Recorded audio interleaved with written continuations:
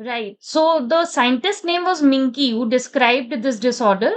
And in this is an inborn error of copper absorption where there is a mutation of one transporter protein. That is copper absorption protein is defective. Absorption protein is defective.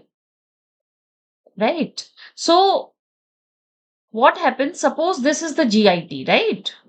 The baby is eating copper, which is going to lumen, and this is GIT mucosa. This is blood vessel. So copper need to come to blood, right? So for that, the copper will be first going to mucosa, and from mucosa, it will come to the blood. Now at this surface, at blood vessel surface, there is a protein which is known as copper binding ATP transporter. Name is copper binding ATPase 7A. Copper binding ATPase 7A. This is copper binding protein, which is taking the copper from the mucosa cell and giving it to the blood. If suppose there is a mutation of this particular transporter protein, the disease name is Menke Kinky Steely Hair Syndrome.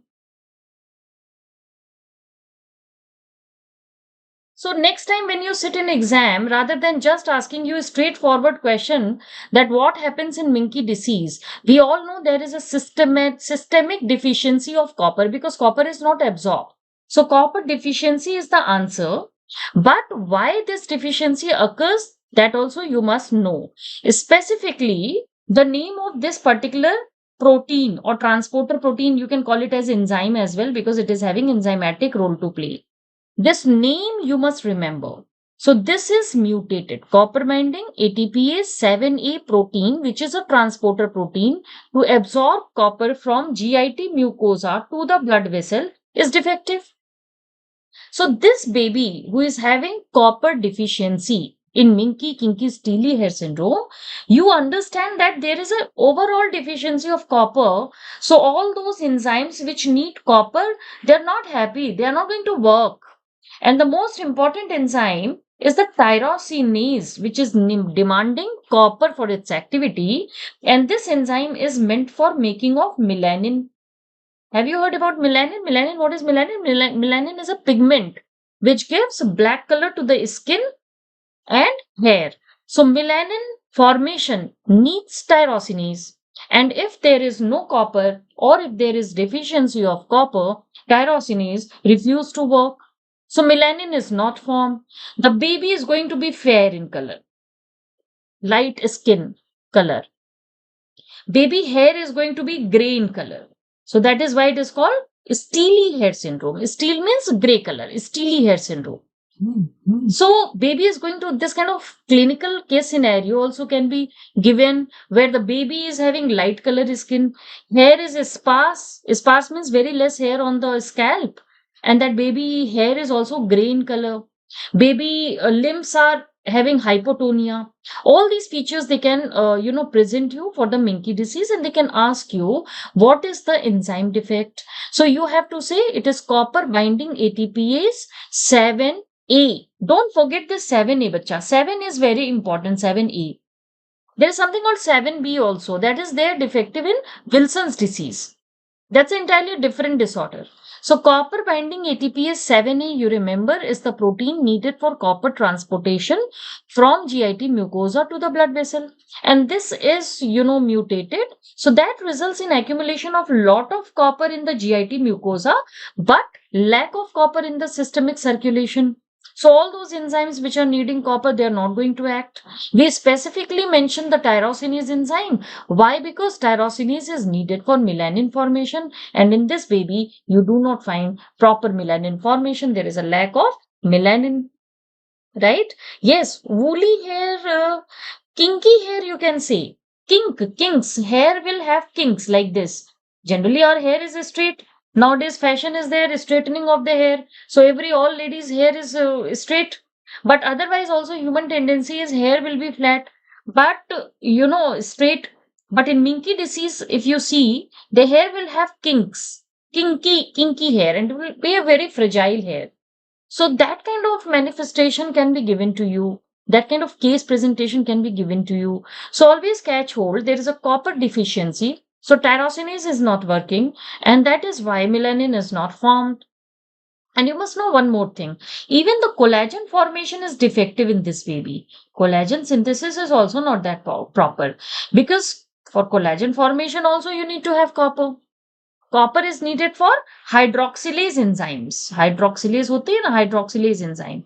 Lysyl hydroxylase, prolyl hydroxylase enzyme. They are very much required for proper collagen formation. So if there is a copper deficiency, the collagen formation also is going to be adversely affected. तो उससे क्या होगा? Bony deformity होगी, है ना? Growth retardation होगा baby में, bone ठीक से नहीं बनेंगे. So that kind of feature also will be there in Menkes disease. But you see, the straightforward they have asked you, and around for this question, I can tell you there may be 4 or 5 questions which will be framed around this topic of copper absorption. The case presentation may be there, the name of enzyme they can ask, which is defective.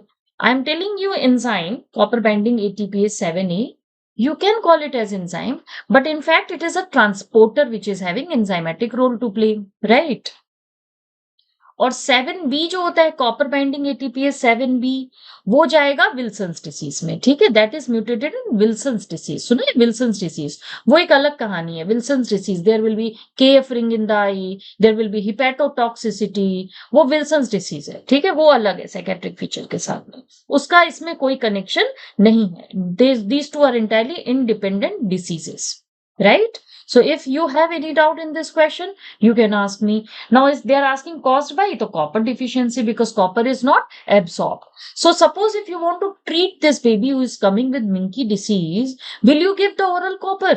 No, you will not give the oral copper, because copper absorption is problematic. So you have to give injectable copper, right? So treatment में हम क्या करेंगे? What we will give in treatment? Copper histidine complex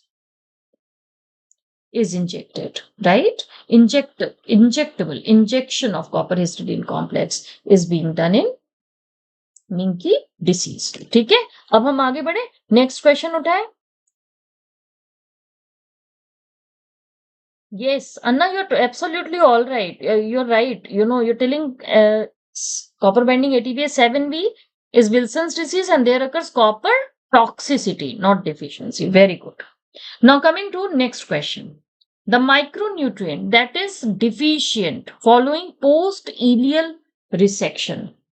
ठीक है? So ileum is the site where vitamin B12 is absorbed. So in patients who are undergoing this kind of surgery, where there is a post-ileal resection, then vitamin B12 is not adequately absorbed. So the deficiency of B12 will be there in that patient, and patient has to take injectable vitamin B12 lifelong. If we go into detail of vitamin B12 absorption, you must know we need to have a very important factor to facilitate B12 absorption, and that is called intrinsic factor. Intrinsic factor needed for vitamin B12 absorption. And this intrinsic factor is secreted from parietal cell of the stomach. Because vitamin B12 needs intrinsic factor for its absorption, vitamin B12 is also known as extrinsic factor of Cassel.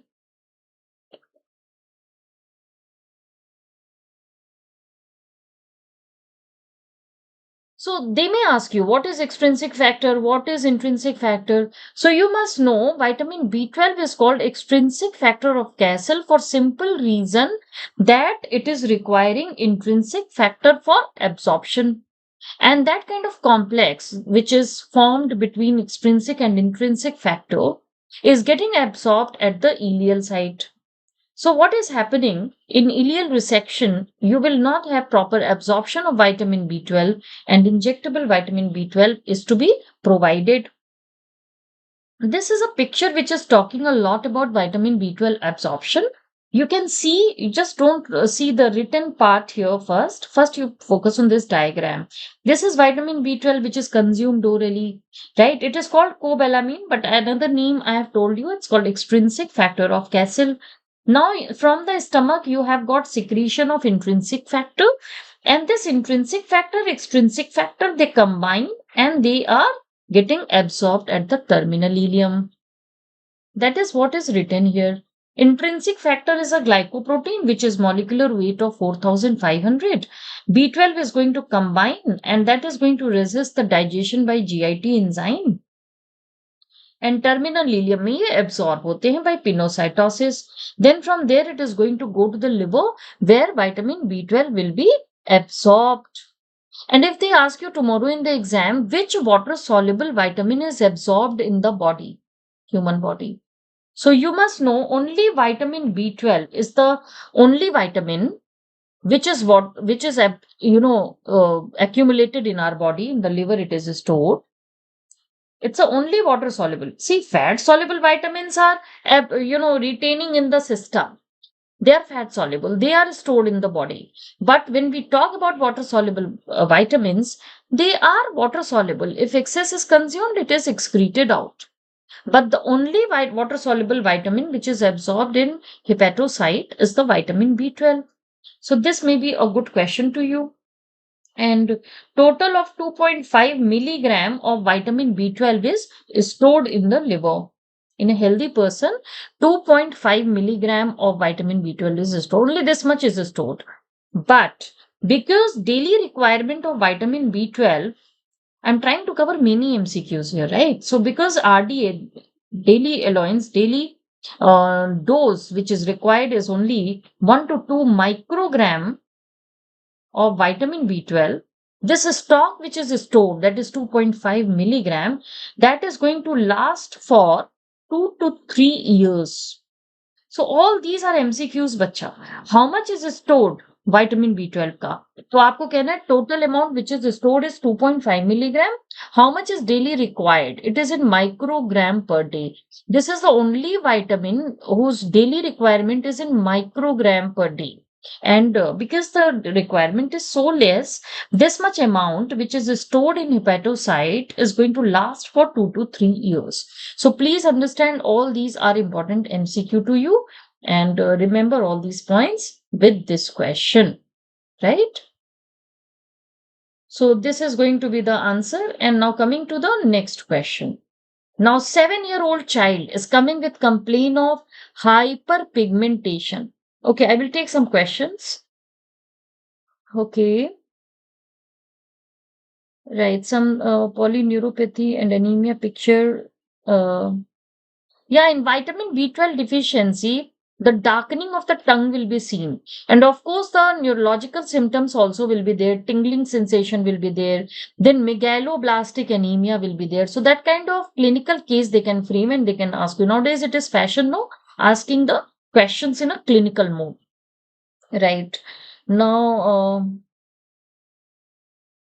hydroxycobalamin is a subtype of cobalamin. When you talk about cobalamin, Debaki, you have 4 types of cobalamin, right? When you talk about vitamin B12, we find vitamin B12 or cobalamin in hydroxycobalamin form. We find it in adenosylcobalamin form. We find in methylcobalamin form, and one is the reduced form. So cobalamin are of many types. So hydroxycobalamin is nothing but it is one subtype of vitamin B12 only, right? Okay, very good. So now coming to this question. Can you talk about this question? This baby is coming with the hyperpigmentation and skin care. When biopsy was done, malignancy was detected. So what may be the problem? The mother is giving the history of hyperpigmentation on the skin on exposure to sunlight, and the physician is advising that baby need to be covered completely before baby goes to sunlight, exposed to sunlight. So this kind of case presentation may be there. Maybe this picture they can give you, which is a very, very prominent picture and very, very typical picture of xeroderma pigmentosa. Xeroderma pigmentosa. So identify it is as Xeroderma pigmentosa. And not necessarily only face is involved. All the exposed area of the skin are involved in this kind of hyperpigmentation. And zero means dry. So skin is going to be dry. Right, so it's a disfigurement of the face which is observed here, and they're directly asking you what repair defect is there. So first identify the condition. It is xeroderma pigmentosa, and you must know this is a very, very important topic. Please understand, every year they ask you this question. So xeroderma pigmentosa, don't forget how to recognize it. And number two, you must know that xeroderma pigmentosa is due to defect in which repair process? Nucleotide excision repair process. Nucleotide excision repair process. This you remember. This is a type of DNA repair process. When we talk about DNA repair, there are 4 types of DNA repair which is all going to take place in our body. One is, of course, the nucleotide excision repair. Then you have base excision repair. When you talk about DNA repair, you have mismatch repair. Then you have double strand break repair. Double strand break repair process. So DNA repair, when you're talking, you have 4 important types of repair process, and shortly I'll be giving you a table which is important for you to understand that what all diseases may be linked with the defective repair processes. But as far as xeroderma pigmentosa is concerned, never forget it is nucleotide excision repair process which is defective. Right? So if they ask you this question, identify the disease, and tomorrow they present you this case and they say that this is a case of xeroderma pigmentosa, tell what repair process is defective, your answer will be nucleotide excision repair process. ठीक है? ओम वर्मा जी बोलिए, सही है? मुझे ये बताइए कि what other repair processes linked disorder you know?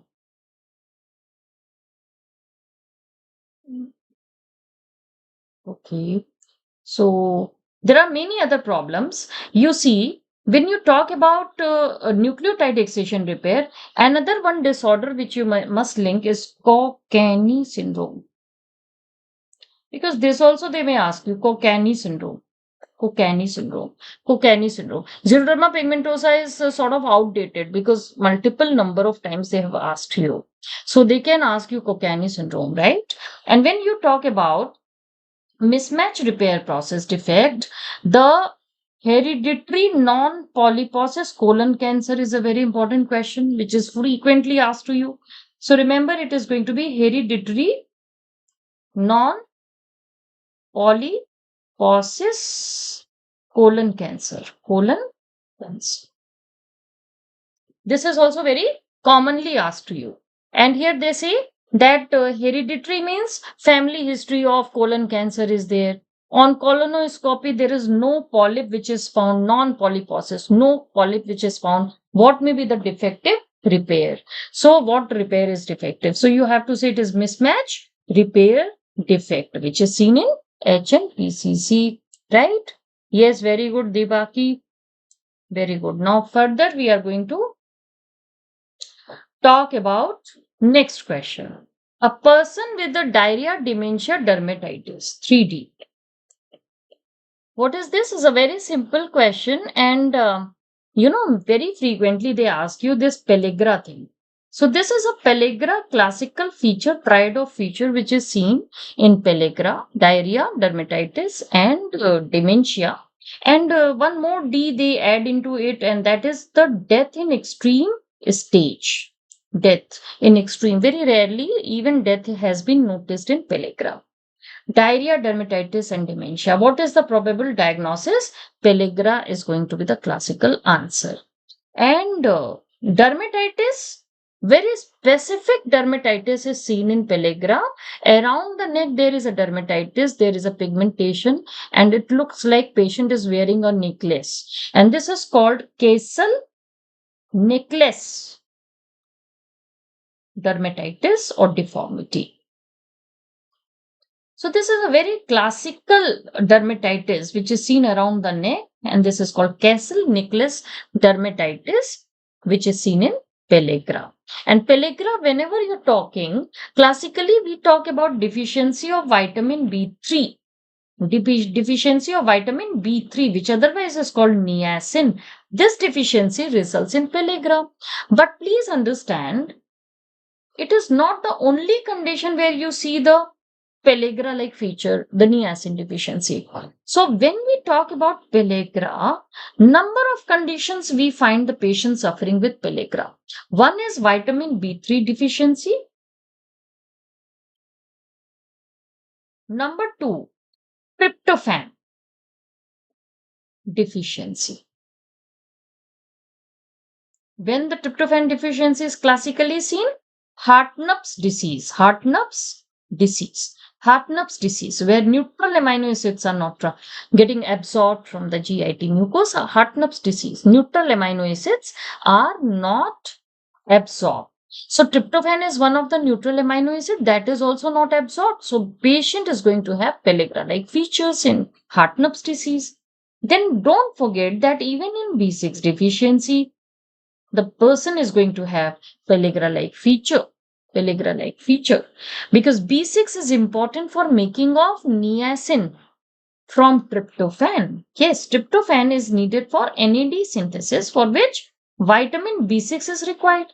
So either deficiency of tryptophan or the deficiency of vitamin B6 will not allow NAD to be synthesized, and that will be manifested in Pellagra-like features. Right? So B3 deficiency, B6 deficiency, tryptophan deficiency in Hartnupp's disease, and excess consumption of leucine in corn. If corn is the staple diet, if you like corn so much and in this rainy season you are consuming lot of corn, be careful. That corn should not be the staple diet because it is having rich amount of leucine, and that leucine interferes with the NAD formation from tryptophan. The patient is going to have Pellagra-like feature. So they make a case around it. They say farmer is growing corn in the field, and farmer is coming with all these manifestation, dermatitis, dementia. So you have to understand they're talking about leucine induced Pellagra. Okay, very good.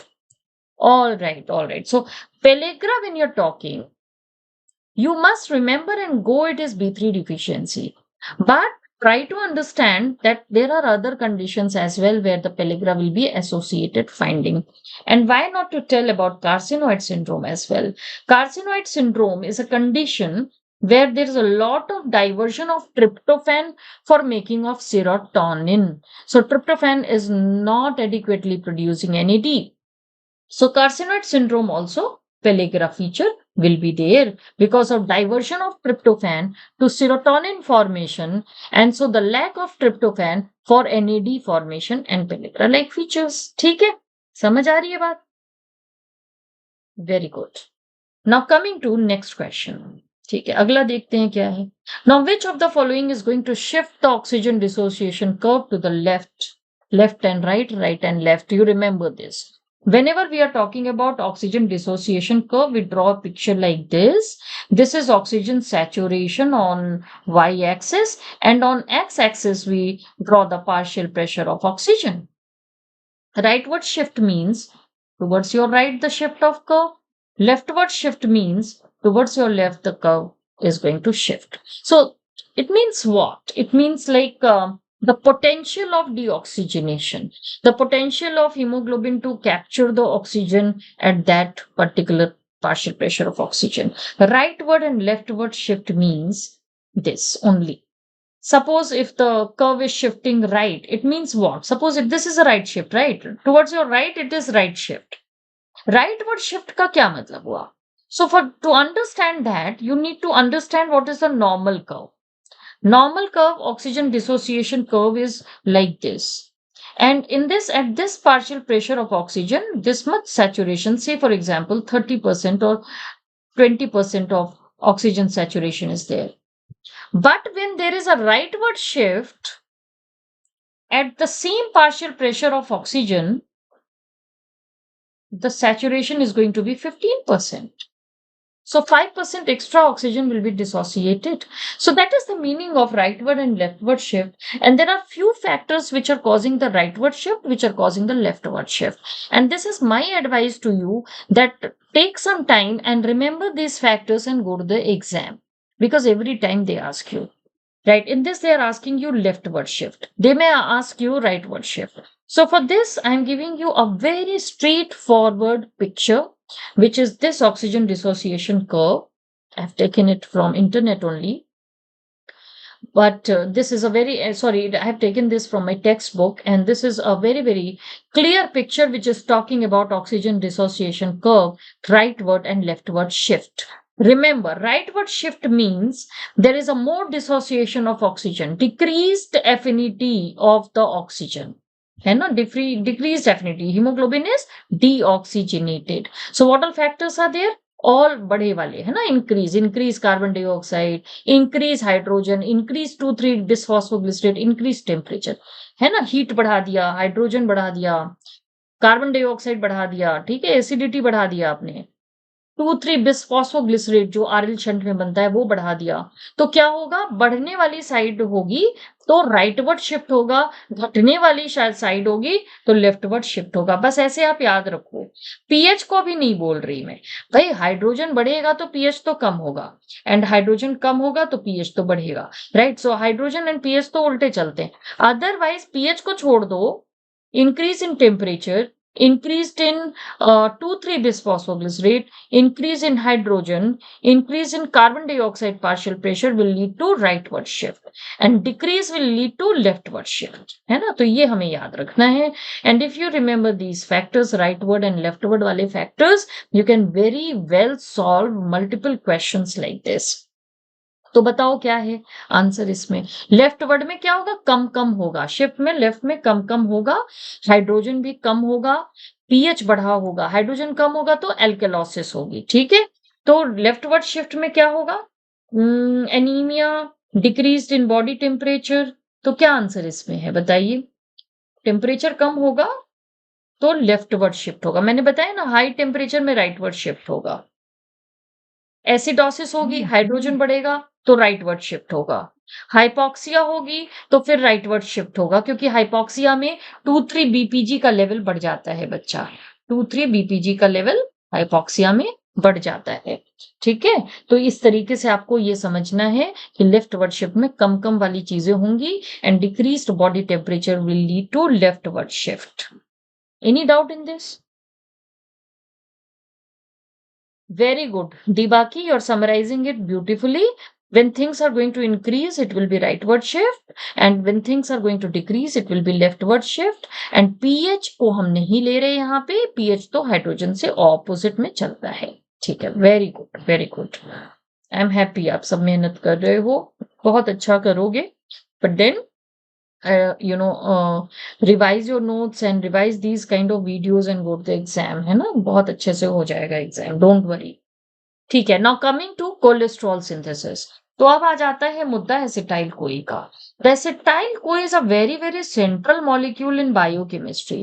When you are talking about synthesis of fatty acid, you will be requiring acetyl CoA. Whenever you are talking about synthesis of cholesterol, you will be requiring acetyl CoA. Whenever you are talking about synthesis of ketone body, you will be requiring acetyl CoA. Whenever you want ATP from acetyl CoA in the TCA cycle, that will be used up for production of 10 ATP there in the TCA cycle. So please understand, this acetyl CoA is a very very central molecule in biochemical system. It has got multiple feet. But at the same time, you must know that this acetyl CoA may come from carbohydrates, that is glucose oxidation. It may come from fructose oxidation. It may come from amino acid metabolism.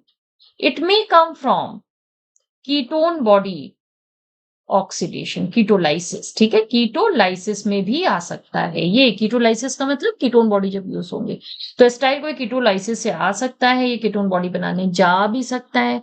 लेकिन इसी पता है क्या, this picture looks very, very interesting, but it has got the whole biochemistry,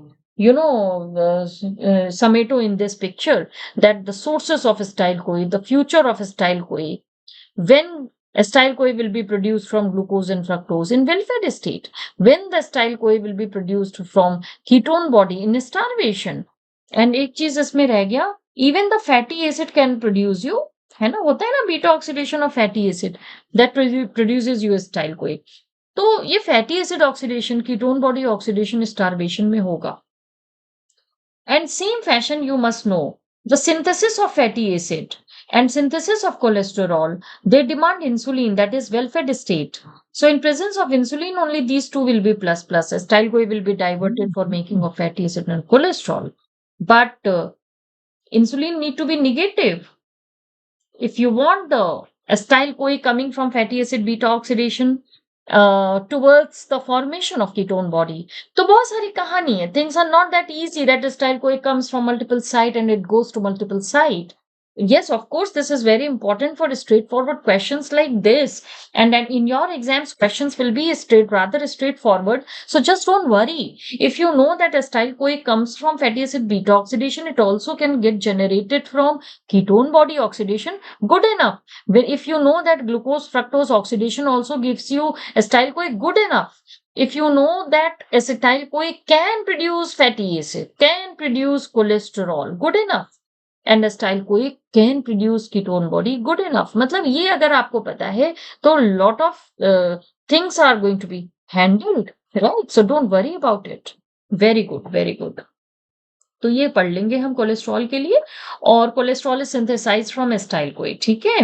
and bile acid is synthesised from cholesterol, ठीक है. वो ऐसा नहीं है कि बाइल एसिड से कोलेस्ट्रॉल बनेगा, कोलेस्ट्रॉल से बाइल एसिड बनेगा. Cholesterol will produce you bile acid. And phenylalanine is not produced by anything. Like phenylalanine is a dietary thing. It's an essential amino acid.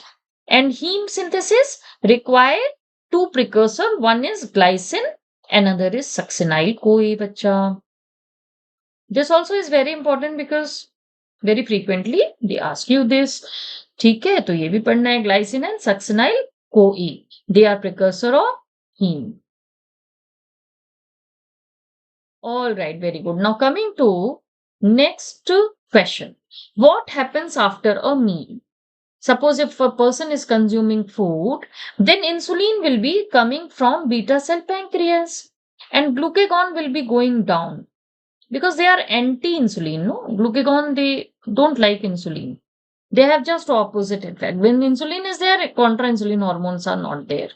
So insulin is secreted from beta cell pancreas on consuming glucose, ठीक है.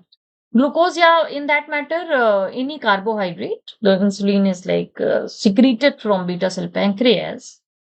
So what happens after a meal?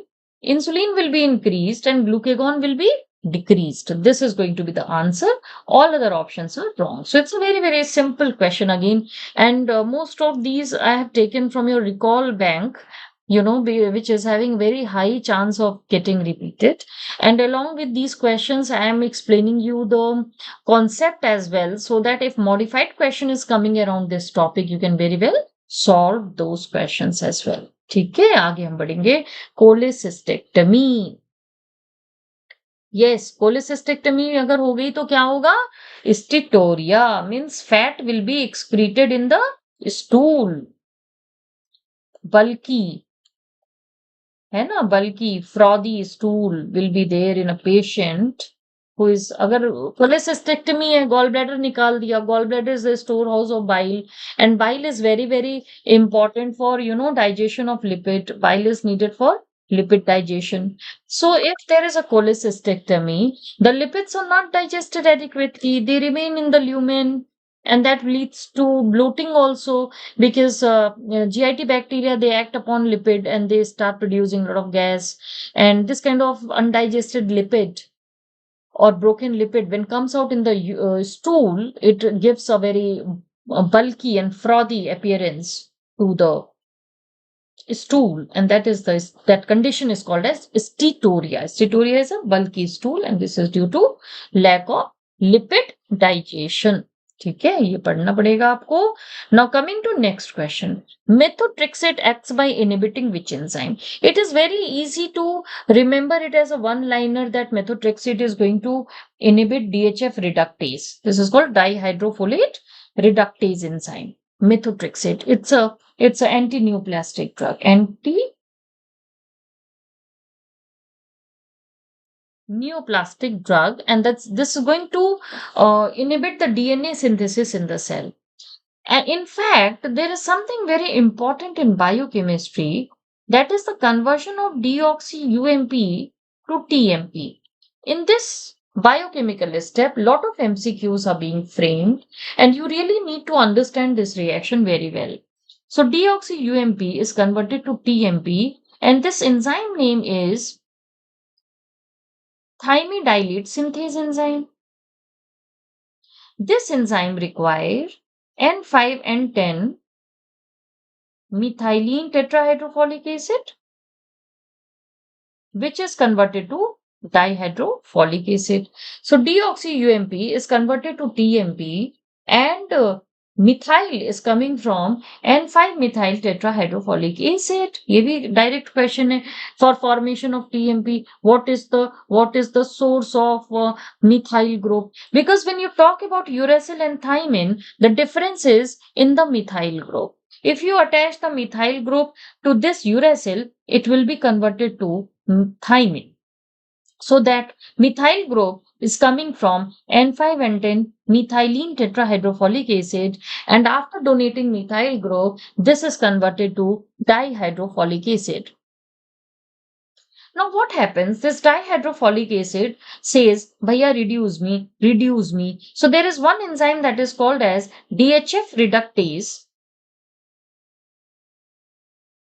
which is going to reduce this dihydrofolic acid to tetrahydrofolic acid by demanding NADPH hydrogen.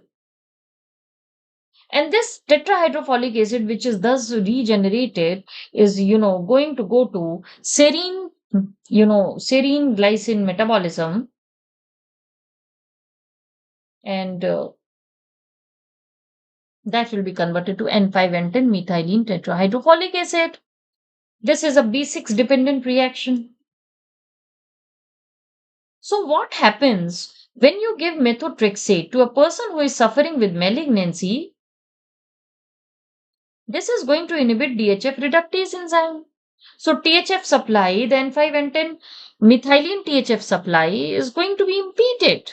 TMP formation is going to be impeded. Nahi banega ye. And when this is not formed, DNA is not formed. And that is the treatment of cancer, malignancy. DNA synthesis in abnormal cell is to be stopped. So this is the mechanism of action of methotrexate that you must know. All right. Any doubt in this? One more drug I can discuss you here, and its role I can discuss you here, and that is going to be 5-fluorouracil. When this antineoplastic drug is given, in the body it is converted to deoxy-fluoro-UMP. And this compound is going to compete with this deoxy-UMP in a competitive fashion. It will not allow DNA formation because TMP is not generated. So that is the action of 5-fluorouracil, that it is like converted to 5-fluorodeoxy-UMP, and that is going to compete with deoxy-UMP and will not allow the TMP formation. So this is how you must know the area around this topic which may be targeted to you. They may ask you the source of methyl group. They may ask you DHF reductase action. They may ask you how the THF is like converted to N5 and 10 methylene THF in serine glycine metabolism. So everything you need to answer. Okay, so this is how it is. कोई doubt हो तो पूछो. Yes, they say 5-fluorouracil inhibits thymidylate synthase, but I have told you the actual kahani behind it, that this is converted to 5-fluorodeoxy-UMP, which is going to compete with deoxy-UMP for active site binding. So it's a competitive inhibition.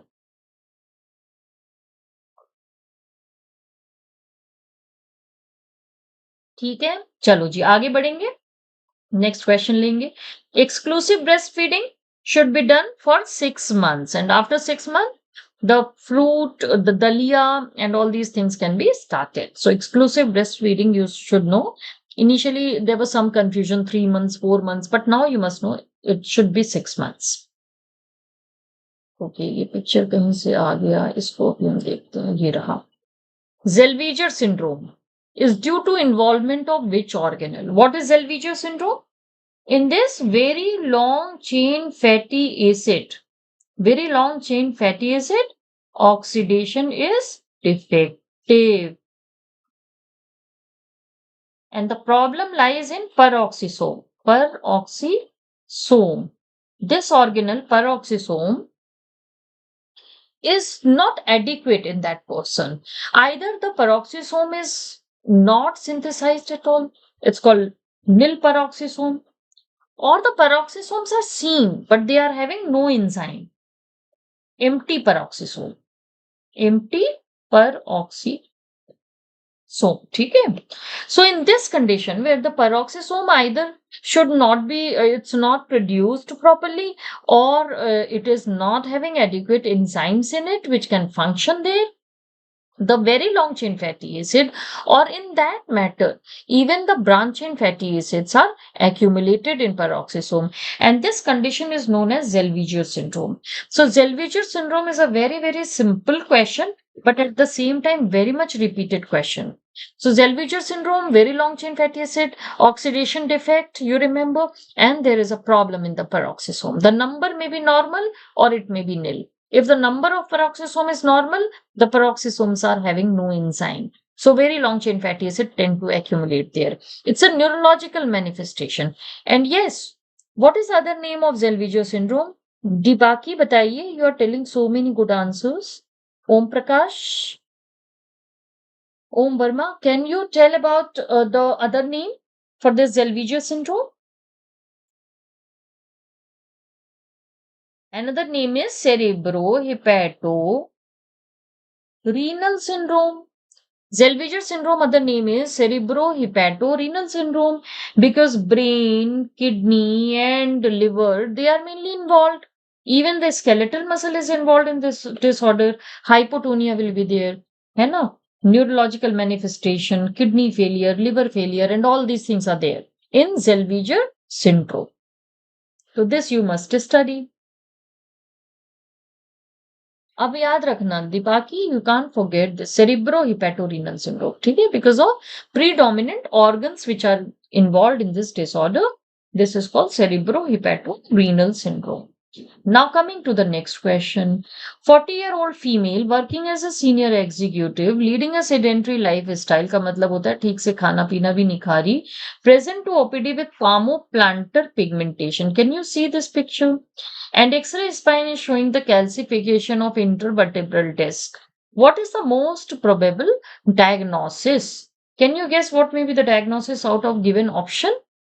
The hyperpigmentation of skin is there. Don't you think it may be a case of alkaptonuria? Back pain, hyperpigmentation of skin, that patches of black patches can be seen in ear pinne. It can be seen on the palm. It can be seen at various soft tissues. Even the arms may be involved. Conjunctiva also you can see the black patches. And X-ray spine shows calcification of intervertebral disc. That is also a possibility because that homogentic acid which is accumulated there attracts calcium, and the intervertebral disc gets calcified. So it's not a very difficult question. It's a case of alkaptonuria. And in alkaptonuria, the enzyme deficiency is homogentic acid oxidase enzyme deficiency. This you must remember. This is tyrosine catabolism enzyme which is defective, homogentic acid oxidase enzyme deficiency. When you talk about tyrosine transaminase deficiency, you get to have tyrosinemia type 2. When you talk about phenylalanine hydroxylase deficiency, it is phenylketonuria. When you talk about HGPRTase deficiency, It is going to be Lesch-Nyhan syndrome. Lesch-Nyhan syndrome. ठीक है? And yes, Dibaki, you're right. Alkaptonuria कह लो, onchronosis. Onchronosis कह लो, बात एक ही है. Alkaptonuria, onchronosis, these are, black pigmentation, which is a characteristic finding in this particular disorder. आपको tyrosine catabolism पूरा पढ़ना है. You have to read tyrosine catabolism completely. Right? So just take out some time, 1 hour or so, and read all these aromatic amino acid, the tryptophan, the tyrosin, the phenylalanine. It's a very, very important question to you. Next question. Cherry red spot without organomegaly, seen in which disorder without organomegaly? So let's talk about cherry red spot first, and then we will come back to this question. This is cherry red spot, where in fundus you find the cherry red area, and this is a very, very classical finding seen in certain disorders. Okay, seen in Tay-Sachs disease. Cherry red spot found in these disorders. Tay-Sachs, Nieman's Pick, Farber's disease, not Fabry's disease. In Fabry, you don't find any cherry red spot. Tay-Sachs, Niemann, Farber, Sandoff, metachromatic leukodystrophy. In this question, what they are asking you? They're asking you, see, this will be cut without organomegaly. Gaucher's, Tay-Sachs, von Gerke, है ना? So Tay-Sachs is the answer here.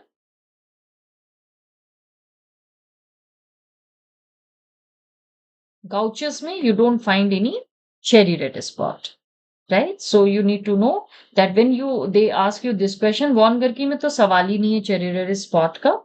Gauchers में भी नहीं होता, Fabry's में भी नहीं होता. Tay-Sachs is the answer. Please remember this slide. Where all you find cherry red spot? Tell me, Dibaki, do you remember it by now? Tay-Sachs, Niemann Pick, metachromatic leukodystrophy, Sandoff's, and Farber's disease. These are certain key points regarding various sphingolipidosis. Like if you talk about Niemann Pick disease, you must remember zebra bodies, foam cell, macrophages. They are seen.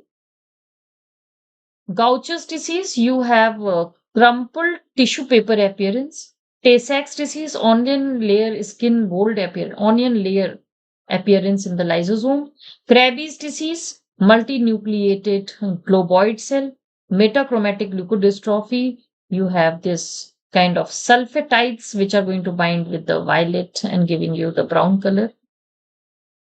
So this is important, and onion layer skin, crumbled tissue paper appearance, globoid cells, they are important for you. Try to remember them. And you can see this kind of picture. Can you see crumbled tissue paper appearance? This kind of tissue paper, crumbled tissue paper is seen in Gaucher's disease. Then onion layer, whole lysosomal membrane in Tay-Sachs disease.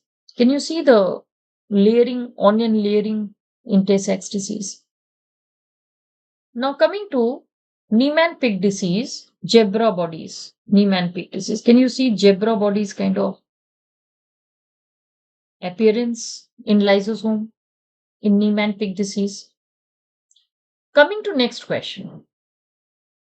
A couple who is present with 4-year-old child who is having self-mutilating behavior and poor growth. Again, it is a recall question, and many times it has been asked, and everybody by now they know it is a Lesch-Nyhan syndrome characterized by self-mutilation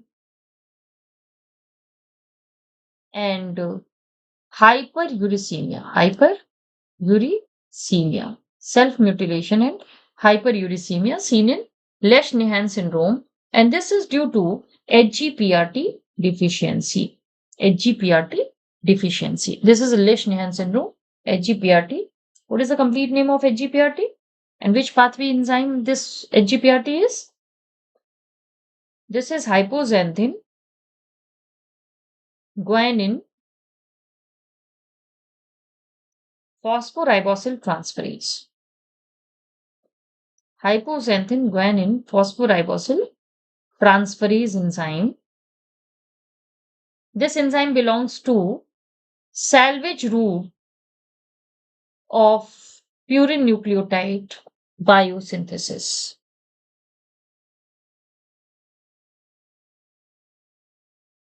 Allopurinol is given in hyperuricemia, Dibaki. Allopurinol, because that is going to inhibit xanthine oxidase enzyme.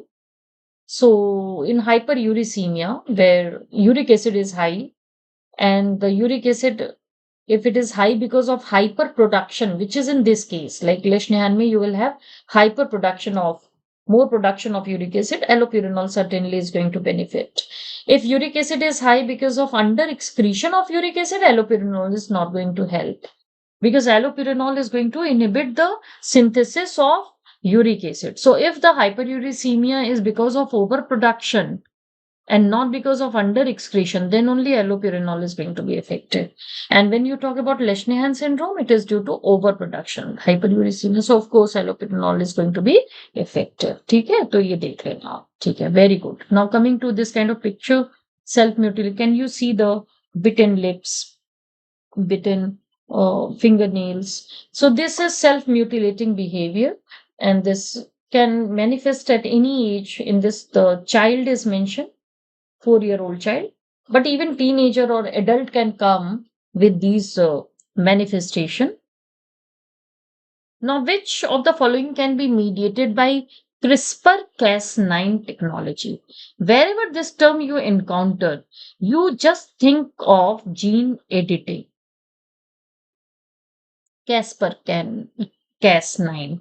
This is for gene editing or DNA editing process, right? You can see this picture, which is talking about the concept of Cas9. This is Cas9 protein, and this protein is going to engulf that portion of the DNA which is to be edited. And can you see the cutting of DNA and making of new DNA at that place? We have tracer RNA, which is there as a part of this Cas9 gene. So gene editing, rather than cutting the DNA with the scissor, we are using the enzyme, that is Cas9. CRISPR-Cas9 is for cutting the targeted gene and making a new DNA at that place, the desired DNA. And this is called gene editing, which is very much in fashion nowadays, and everybody is talking about it. Now, rickets, very simple question. Everybody knows this answer. Rickets is due to deficiency of vitamin D. Vitamin D. In children, it is manifested in rickets, and in adults, it is there in osteomalacia. Adults. Vitamin D needed for bone mineralization. Vitamin D needed for bone mineralization. If you have adequate calcium, but if you do not have adequate level of vitamin D, the bone mineralization will be adversely affected. So vitamin D deficiency does not allow the bone mineralization, and bones become very, very pliable. We call it as pliable. So whenever the pressure, body pressure is there on the lower limb, the tibia and fibula, they tend to twist, they tend to bore. If you see this picture, this is the normal strong bone. You can see the straight picture, straight bone here. But in rickets, what happens? Because of pressure, the bones are going to bend, and this is this kind of deformity is seen, and this is rickets. And in adults, there will be weakening of the bone, long bone, osteomalacia. So vitamin D is certainly very, very important vitamin which need to be consumed. If there is deficiency of vitamin D, in Indian scenario, you must know that it's very, very common to see the vitamin D deficiency. Now, what is the answer of this question? Long-term monitoring of blood glucose. Sugar means glucose, right? I don't like this word sugar, because sugar means nothing. Glucose, blood glucose long-term monitoring is done by HbA1c, and this is going to monitor the glucose for past 120 days.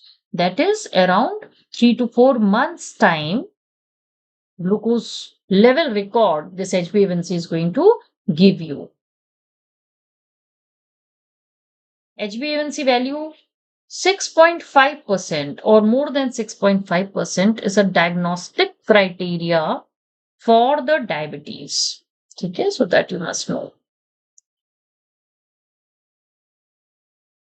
Now coming to next question, 50-year-old male who is alcoholic, chronic alcoholic, coming with complaint of confusion, tingling sensation, bilateral edema at the periphery, polished rice consumption in the main diet, polished rice, B1 deficiency. Alcoholic patient, confusion, tingling, bilateral edema, beriberi, wet beriberi. That is seen in B1 deficiency. Confusion is one added point, which is like a severe condition of vitamin B1 deficiency. And soon, if not taken care of, patient will land up in Wernicke-Korsakoff psychosis. Wernicke-Korsakoff psychosis. In this question, alcoholism is a great hint. Polished rice is a great hint because polished rice is B1 deficiency, chronic alcoholic developing B1 deficiency, resulting in beriberi, resulting in confusion, Wernicke-Korsakoff psychosis. These things you must know. Now see what the options are. They're telling what is the diagnosis. Of course, it is wet beriberi. Beriberi is the answer. Psoriasis is not the answer. Eczema, phrinoderma is not there. So this is chronic alcoholic presenting with wet beriberi, and soon, if not treated adequately with vitamin B1 injection, patient will land up in Wernicke-Korsakoff psychosis, which is an irreversible condition characterized by Goa. Pride of manifestation in Wernicke-Korsakoff psychosis is Goa. Goa is global confusion. O is nystagmus, ophthalmoplegia, nystagmus, ऑफ्थेल्मो आई में effect हो रहा है nystagmus ए में ataxia हो रहा है ठीक से चल भी नहीं पा रहा है ऐसे ऐसे चल रहा है सो ataxia so global confusion ophthalmoplegia and ataxia these are classical triad of manifestation which is seen in Wernicke-Korsakoff psychosis which is irreversible damage to the brain seen in chronic alcoholic with vitamin B1 deficiency.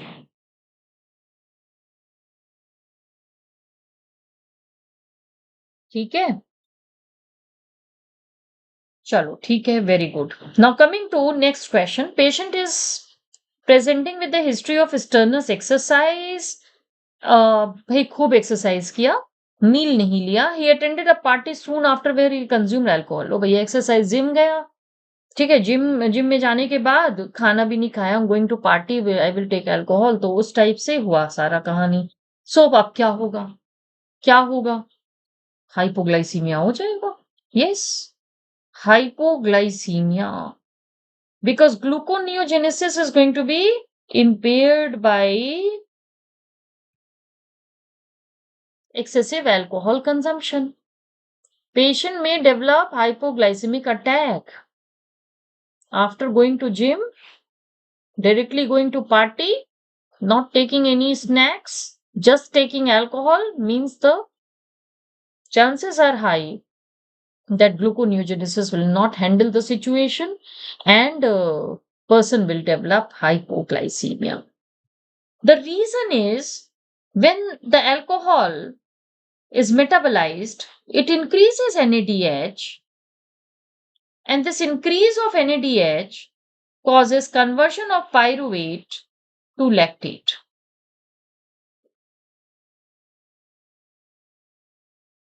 I just want to tell you why in chronic alcoholic the gluconeogenesis is not taking place properly. The blood glucose is not being handled by the gluconeogenesis. I am telling you the biochemical reason. Because alcoholic patients, their alcohol is getting metabolized in the liver, producing you lot of NADH, and that NADH is going to reduce pyruvate to lactate in presence of LDH enzyme. So what happens? The lactic acidosis is seen, hyperuricemia will be seen, because lactic acid will not allow the uric acid excretion. The alcoholic patient may present with gout after a binge of alcohol because uric acid crystals are getting deposited in joints. But our mudda is the gluconeogenesis, why that is affected. See, the excessive NADH has converted pyruvate to lactate, and pyruvate is one important gluconeogenic substrate which is now not available because it is converted to lactate. So, that is the reason why the alcoholic patient is developing hypoglycemia after a binge of alcohol. Right? So, this you must know, and this is important for you. Just remembering that gluconeogenesis will not be taking place in alcoholic will not be enough.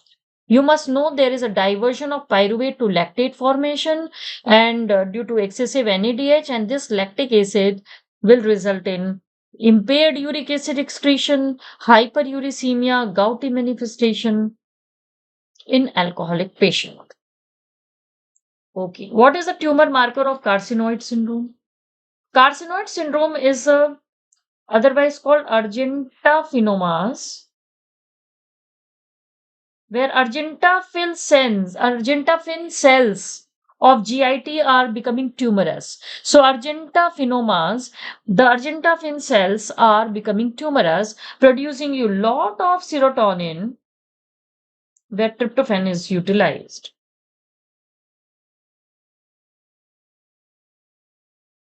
And this degradation results in formation of 5-hydroxyindole acetic acid.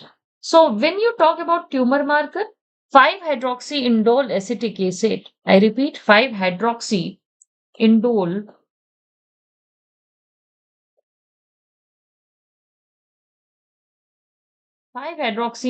acetic acid is the compound which is produced after degradation of serotonin, resulting in acting as a tumor marker for carcinoid syndrome. ठीक है, ये पढ़ लेना. Chalo, okay, all right. Now coming to next question. Patient having pellagra like feature in spring season for past 5 years. 5-hydroxyindole acetic acid is normal. So there is no diversion of tryptophan to serotonin formation.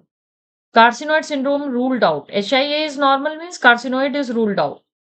The urine is having lot of amino acid. So it's a great hint towards the Hartnupp's disease, where a lot of amino acids, all neutral amino acids are excreted out. Hartnupp's disease. And there occurs deficiency of tryptophan, the pellagra-like feature. I told you some time back during discussion of pellagra. So understand the proper concept behind pellagra, right? So what happens? This is certainly a case of Hartnupp's disease. Why? Because they are giving the hint of urine having the lot of amino acids which are not absorbed.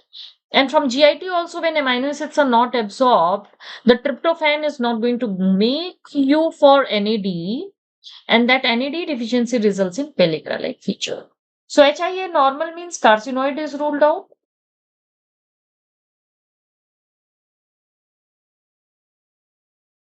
And amino acid excreted, the Hartnupp's disease is to be thought about. Good. Coming to next question. See, in this, if you rule out the option, this is ruled out. Essential pentosouria has got nothing to do with pellagra-like feature. Essential fructosuria, you will have simple fructose coming out in the urine, and it's a benign condition. Nutritional pellagra, you will have deficiency of vitamin B3 intake or tryptophan intake. But in that nutritional pellagra, you will not have a lot of amino acids coming out in the urine. So you can easily rule out the option. Coming to laryngimus stridulus. It's a very rare condition which is seen in vitamin D deficiency, where there is a spasm of the larynx. The baby is finding difficult to speak up at times, and the respiration is noisy. When the baby is taking the air in, it's noisy. Exhaling the air out, it's noisy. So that is called laryngimus stridulus. And once they asked you this, so you should know it is vitamin D deficiency. All right. Vitamin D deficiency. Very good. Is there any doubt in this? And that is causing rickets also, right? So they can present you a picture of rickets and they can ask you, the baby is having difficulty in speaking as well. What may be this condition called as? So laryngimus stridulus. Now, post-translational modification, which is common to collagen, hemoglobin, immunoglobulin. See, the kind of option they have given you is splicing. That's not going to be common. Splicing is something which is occurring at the RNA level before the translation occurs. And splicing is an inevitable phenomenon. It is occurring with most of the protein mRNA. So let's see what other option they have. And splicing is not a post-translational modification. The best thing is that splicing is a post-transcriptional modification. So of course, this is not the answer. Hydroxylation, I can say that collagen is having hydroxylation. But what about immunoglobulin and hemoglobin? No one taught us that there occurs hydroxylation on these polypeptides as well. So that we are ruling out. Gene editing also I am ruling out. Subunit aggregation is the best answer here because whenever we talk about collagen, we have triplets, three subunits of protein. When we talk about hemoglobin, we have four subunits of globin, tetramer. Immunoglobin, we have heavy chain, we have light chain, tetramer again. So this is how subunits are, aggregating to make you the final picture, and that may be a common post-translational phenomena which can be seen here. चलो हाँ दिवाकी आएंगे इसमें से if not exact question all the discussion which I am doing certainly is going to hit there in the exam so just pay attention ठीक है मैंने ऐसे बनाया है ऐसे so that it covers lot of concept for you so not only these 60 questions more than 60 questions you can attempt now around 300 question you can attempt after this discussion end ठीक है now process of converting unconjugated to conjugated bilirubin is called glycosylation because we have glucuronic acid which is produced from glucose oxidation in uronic acid pathway that acts as a conjugating agent at multiple places and this is called glycosylation or glucuronidation.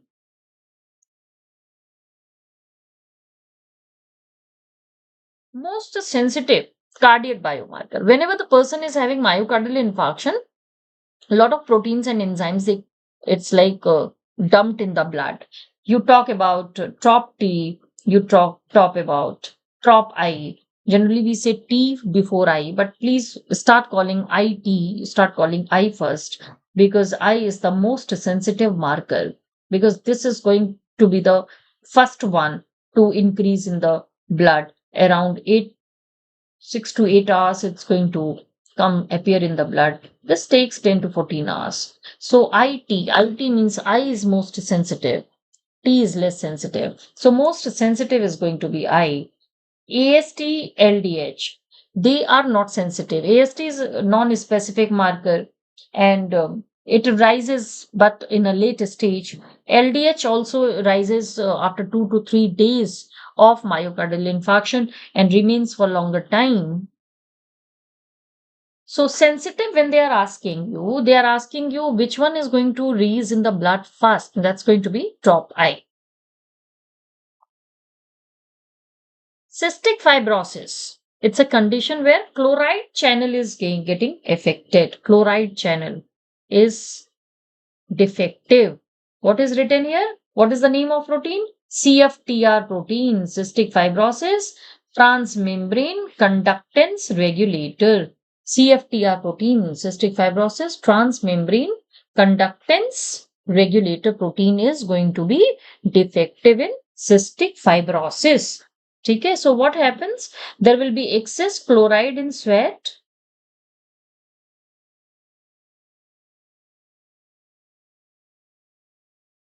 Right? Excess chloride. So salty kiss. is the characteristic feature of cystic fibrosis, and thick mucus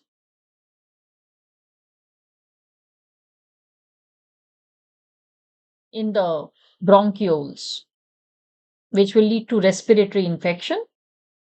This is cystic fibrosis. Now coming to next, mechanism of action of diphtheria toxin. So this is the answer where ADP ribosylation of elongation factor 2 is taking place due to diphtheria toxin, elongation factor 2. This elongation factor 2 is required for ribosome translocation, which is needed for protein synthesis during translation.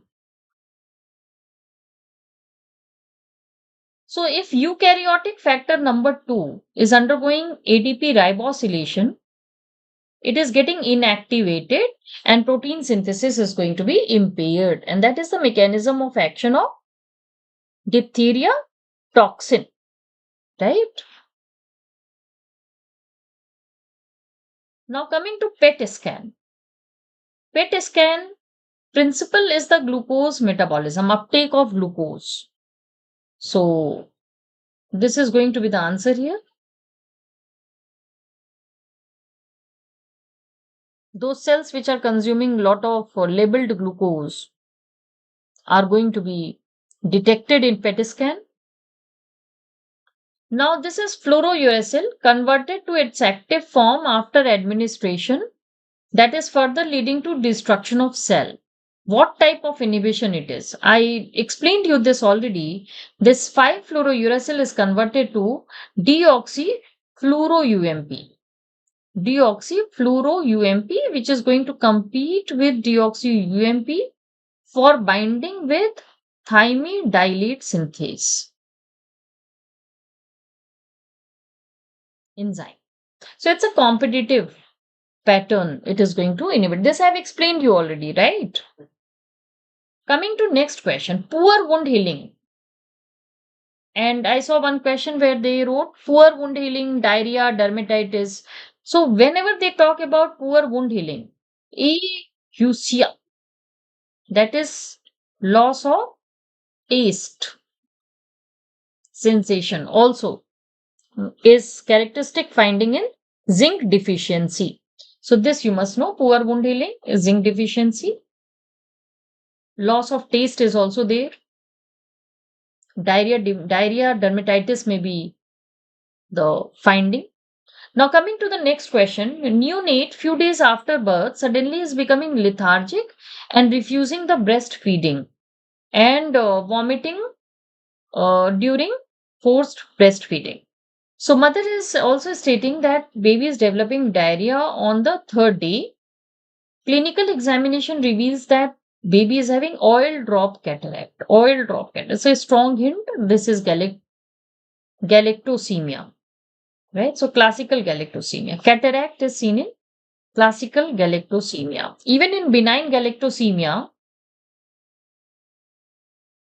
you have cataract as a feature. So this is classical galactosemia case. When you talk about von Gerke disease, hypoglycemia will be the feature, hepatomegaly will be the feature, but cataract will never be there. And primary lactose intolerance, secondary lactose intolerance, the baby will have GIT manifestation where bloating, gas formation will be seen in the stomach after consuming lactose. In this question, everything is all right, but the strong hint is oil drop cataract, which is characteristically seen in galactosemia. Okay? Bilateral cataract, yes. What is the enzyme deficient in classical galactosemia? Galliput enzyme. Galliput enzyme, that is galactose 1 phosphate uridyl transferase enzyme.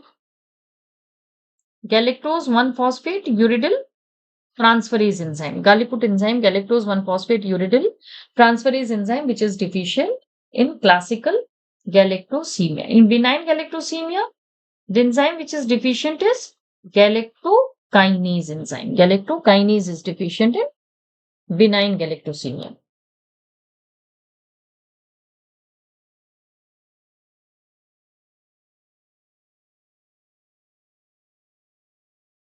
Now coming to next question. 3-month baby, severe hepatomegaly, bilateral cataract, child is lethargic, hypotonic. What is the enzyme defect? Again, cataract they are giving you as a strong hint. See, in glycogen metabolism defect, there is no cataract. In fructose metabolism defect, there is no cataract. If they are writing cataract, means they are talking about galactosemic baby. In diabetes also, the person is going to have cataract. But they are talking not about diabetes, they are talking about the carbohydrate metabolism error enzyme. So bilateral cataract, hepatomegaly, lethargy, hypotony. So this is seen in classical galactosemia. Galactose 1-phosphate, uridyl transferase enzyme deficiency is seen. Okay? So this is how you remember this. The cataract in diabetes is not oil drop. In diabetes also we find the patient developing cataract very quickly, but that is not oil drop. That is snowflake. Snowflakes cataract. Snowflakes cataract. ठीक है? Snowflakes cataract. Snowflakes cataract. In diabetes mellitus. Diabetes mellitus. ठीक है?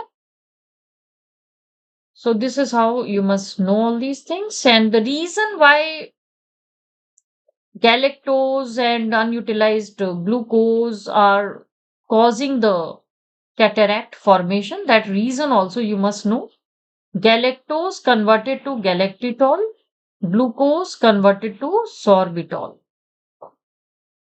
In a aldol pathway, polyol pathway by aldol reductase enzyme. So we have aldol reductase enzyme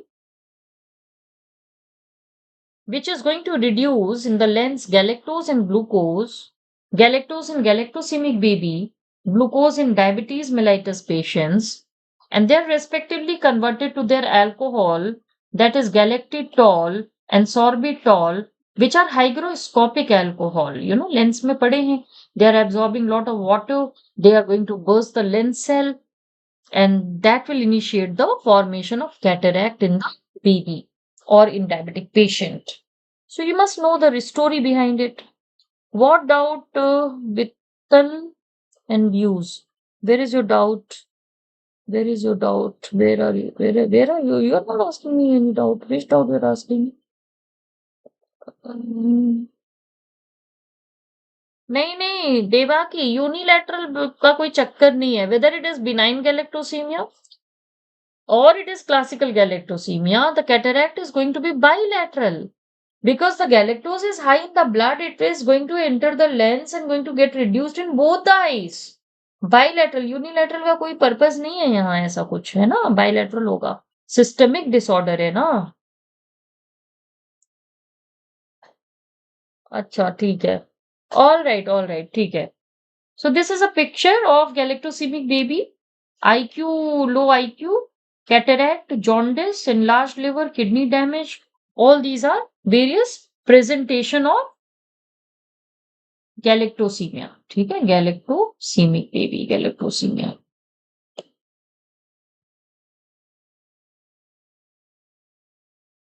Coming to next question.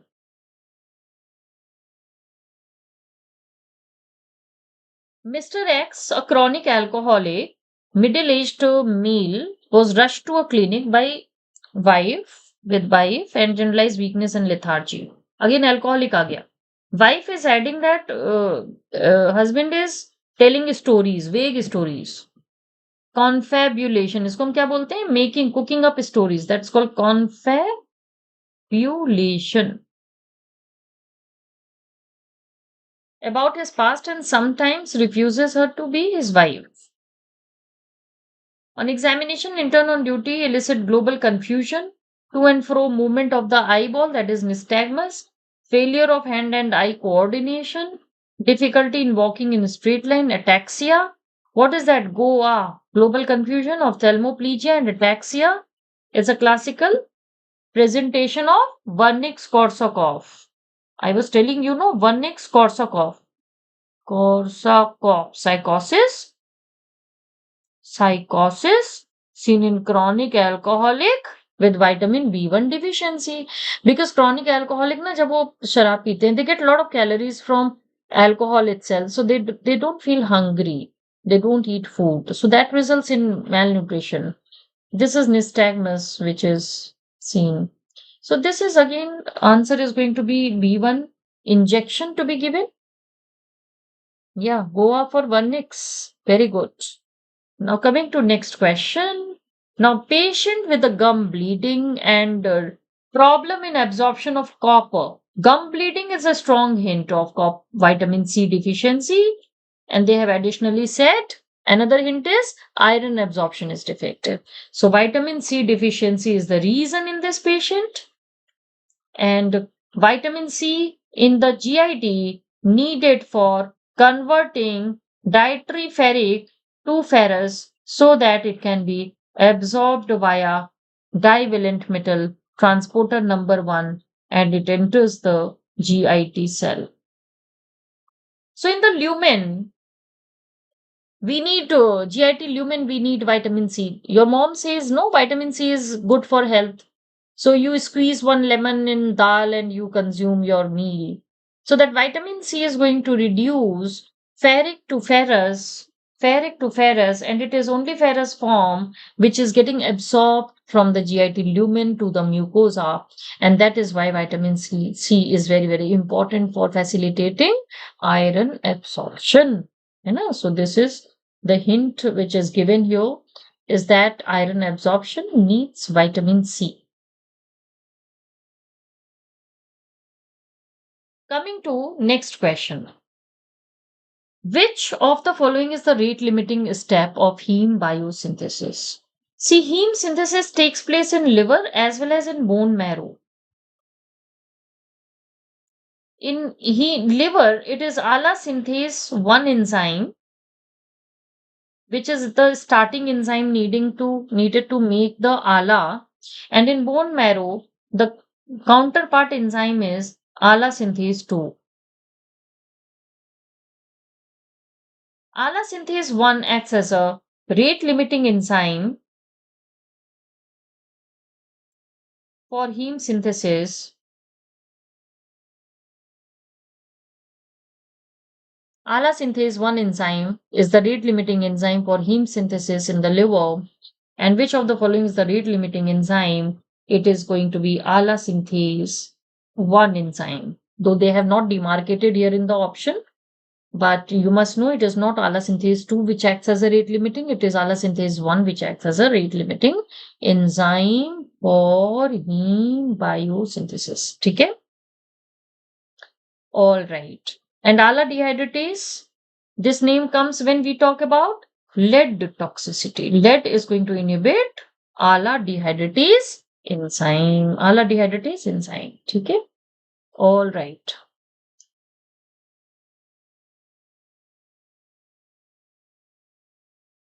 Okay, now coming to next question. Oxaloacetate is derived from which amino acid? Answer is going to be aspartate. Aspartate converted to oxaloacetate after deamination or transamination. Alanine converted to pyruvate after deamination or transamination when their amino group is like given to something else. ठीक है, और इन दोनों की कोई बात नहीं है. एक और याद रखना, glutamate getting converted to alpha ketoglutarate after deamination or transamination. So these are corresponding keto acids of these amino acids. And I tell you, this is the crux of biochemistry. If some student remember the amino acid and their corresponding keto acid, these three name is like mandatory. the pyruvate and alanine combo, oxaloacetate and aspartate combo, and alpha ketoglutarate and glutamate combo, right? So in this question, they're asking you about oxaloacetate. Answer is aspartate. Now, which of the following is best known to facilitate entry of cholera toxin through the intestinal mucosa? It is going to be GM1 ganglioside. This is a very frequently repeated question. You have so many types of ganglioside, 1, 2, 3. The cholera toxin affinity is going to be for GM1 ganglioside. Nothing much to explain in that question. Now, which mineral is deficient in patient complaining diarrhea, dermatitis, loss of appetite? See, loss of appetite and defective wound healing. This question I was talking to you. This is a classical presentation of zinc deficiency. And nowadays they ask you a lot this question. So zinc deficiency. And if the baby is having zinc deficiency, severe zinc deficiency, it may result in acrodermatitis enteropathica, where periorichial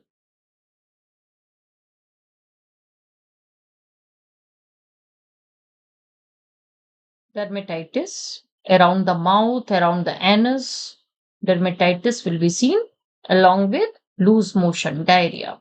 So this is acrodermatitis enteropathica. This may come in exam as a question to you. And a specific rash which is seen around the cheek, over here, it's called butterfly rash. Butterfly rash.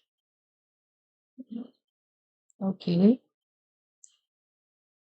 Let's see if I can show you this acrodermatitis enteropathica picture, because it's this is a very, very typical picture. You can see this butterfly rash. They can give you a picture like this and they can ask you, what is this case? So this is a butterfly rash, very typical of acrodermatitis enteropathica. लिखा है ना, देखो यहाँ पर भी लिखा है ना, or even buttocks के around this kind of hyperpigmented and red and swollen inflammatory patches are seen. So that is because of frequent loose motion the baby is going to have. So this is a very, very classical case which I have shown you, and bacha, they may ask you in the exam. So be careful. So that is again a zinc deficiency. Okay. Right. Now coming to this question, 65-year-old male is coming with coronary artery disease. है ना, ये key points होते हैं. Coronary artery disease means we have to talk about lipoproteins, we have to talk about dyslipidemia, we have to talk about atherosclerosis. है ना, सारे subjects का अगर देखो तो कोरोनरी आर्टरी का केस है, फॉलोअप में आया है, टॉल है, वेट भी ज्यादा है, BP is normal, glucose is also normal, homocysteine concentration is going to be 19.3 millimole per liter, right? Homocysteine concentration is going to be 19.3, normal hota hai till 15, so homocysteine level is high. So this itself is a strong hint. It may be a case of homocystinuria. Lipid concentration within the reference range. Which of the following enzyme deficiency is most likely to be found in this patient? So it's a case of homocystinuria, tall stature, eyes में lens का dislocation, and cystathione beta synthase is the enzyme in homocystinuria, classical homocystinuria. Classical homocystinuria or homocystinuria type 1. Homocystinuria type 1 or classical homocystinuria, you have this cystathione beta synthase enzyme deficiency. You have homocystinuria type 2 as well, which is due to homocysteine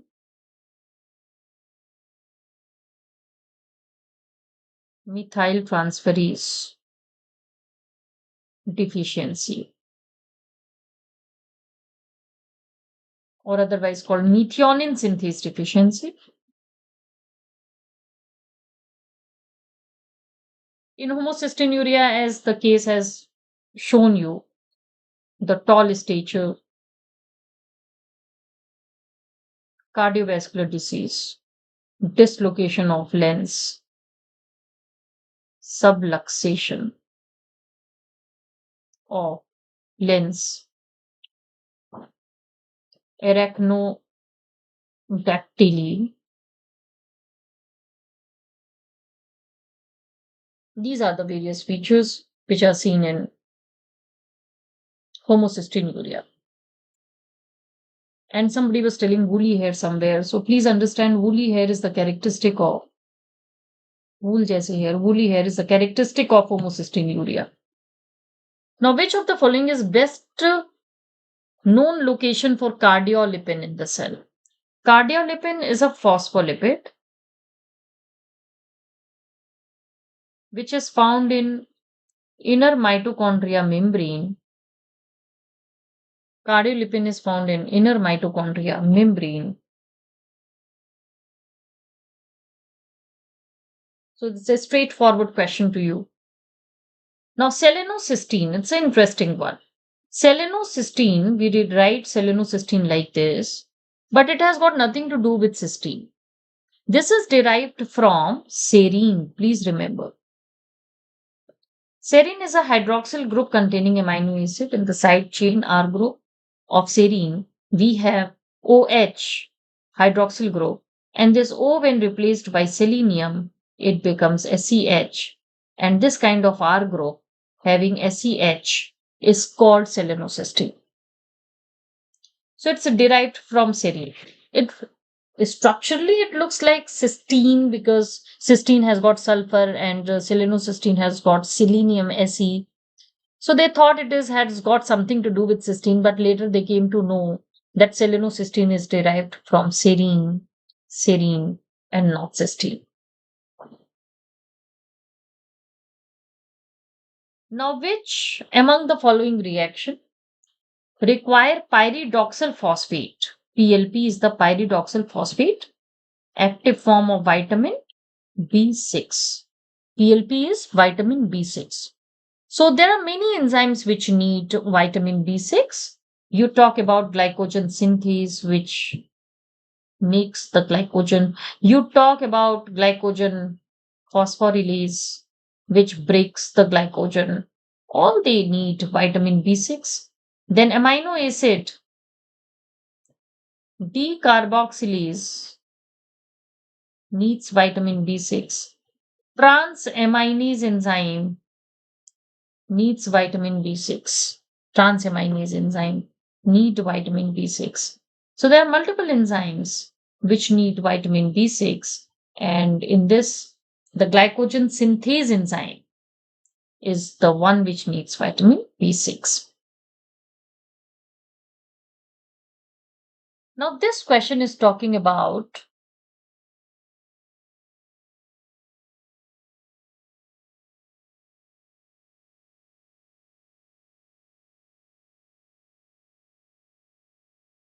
okay. All right. So, what is this question? This question is giving you the values of total cholesterol. This is giving you the value of all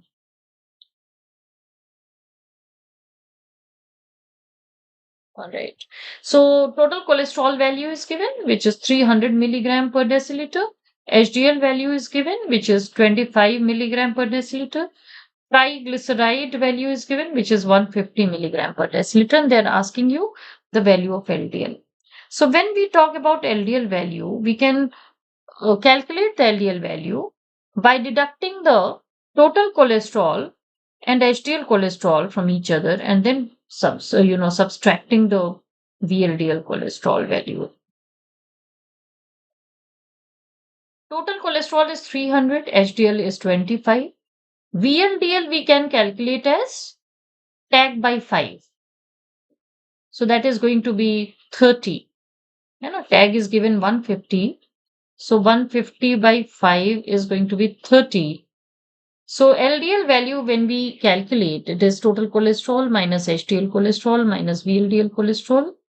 So if you have still little mathematics left with you, you can calculate it as 245 milligram per deciliter, right? So LDL value calculation may be asked in this fashion. So you be mentally prepared. And this formula is called Fried-Wald formula, which gives you accurate LDL calculation till the triacylglycerol value of 400 milligram per deciliter. If tag value is more than 400, you have to directly estimate the LDL cholesterol value. That time that cannot be derived using this formula.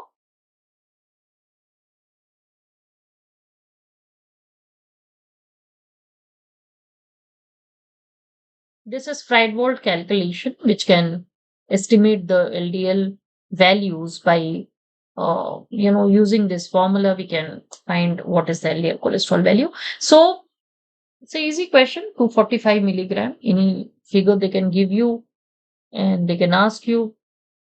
Okay, na? Very good. Coming to next question. Regarding synthesis of triacylglycerol in adipose cell. है ना? We know ना adipose cell में triacylglycerol बनता है. So all the following are true except. So before going to this question, which is little difficult for you, but I'll simplify it for you. See, whenever we are talking about tag formation, we need two material. One is the glycerol 3-phosphate, another is going to be the fatty acid. Now, in adipose cell, the glycerol 3-phosphate is generated from DHAP, which is coming from glucose oxidation in glycolysis. And fatty acid may come from chylomicron delivery, VLDL delivery, or it may come from phospholipid breakdown. Any fatty acid will do, and that will get esterified with glycerol 3-phosphate, making you triacyl glycerol.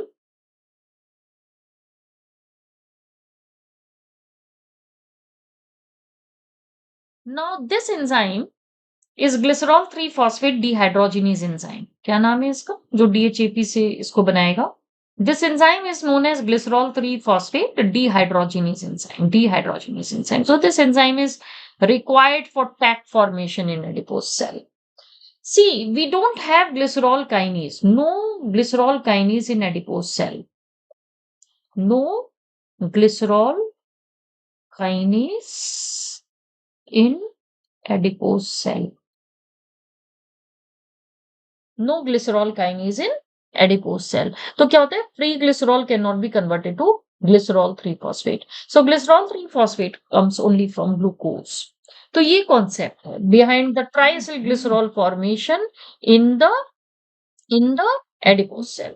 So now coming to the question. Regarding synthesis of tag in the adipose, all are true except they are asking you the false statement. So synthesis from dihydroxyacetone phosphate is a true statement. Glycerol kinase is a false statement. Glycerol 3-phosphate dehydrogenase required is a true statement. Phosphatidate means phospholipid is hydrolyzed is a true statement. So they are asking you the wrong statement here and the answer is going to be ये वाला. ठीक है? हाँ, PDF YouTube link पर मिल जाएगा. तो आपको PDF मिल जाएगा. ठीक है, मैं बोलती हूँ उन्हें, आपको दे देंगे. डोंट वरी, चिंता ना करो. ठीक है. Enjoying the class? Yes or no? I need comment from you. Flowers, heart, and balloon. You all send no. All right. So this tag formation in adipose is somehow my favorite topic. And it's very interesting to know that glycerol 3-phosphate, which is so much required in adipose cell, is not produced from the free glycerol. Rather, it is coming from glucose oxidation via glycolysis. Coming to next question, limit dextrin. Limit dextrin. What is limit dextrin?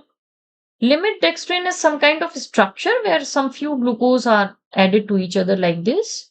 And small branches, twigging is all there. So this is a limit dextrin, which is stored in liver in limit dextrinosis or otherwise called Cory's disease. Cory's disease, otherwise called limit dextrinosis, limit dextrinosis or Cory's disease. This is type 3 glycogen storage disorder. Type 3 glycogen storage disorder.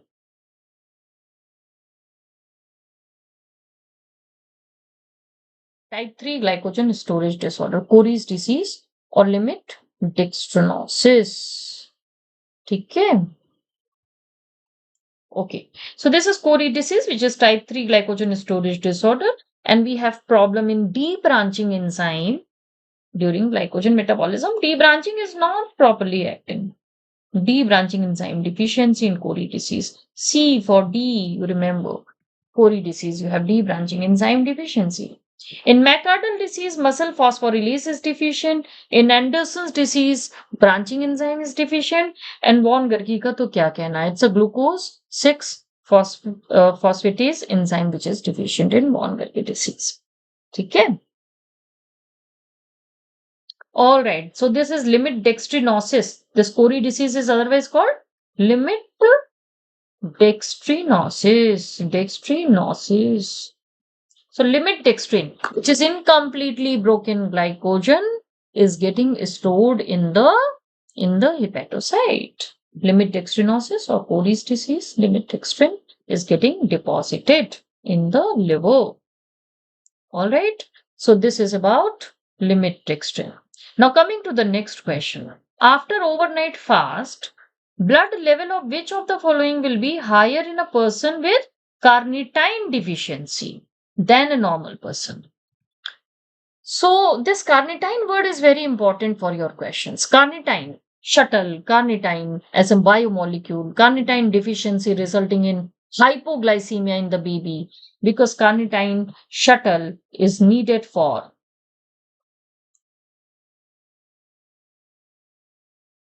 carnitine shuttle required for facilitating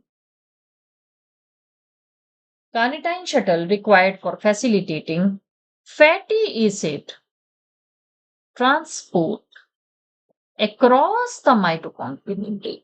So if carnitine is deficient, carnitine shuttle will not act, fatty acid will not enter the mitochondria, so blood will have high level of fatty acid. तो क्या बढ़ जाएगा blood में? Fatty acid. तो ये समझना है, इसमें कोई ज्यादा बड़ी बात नहीं.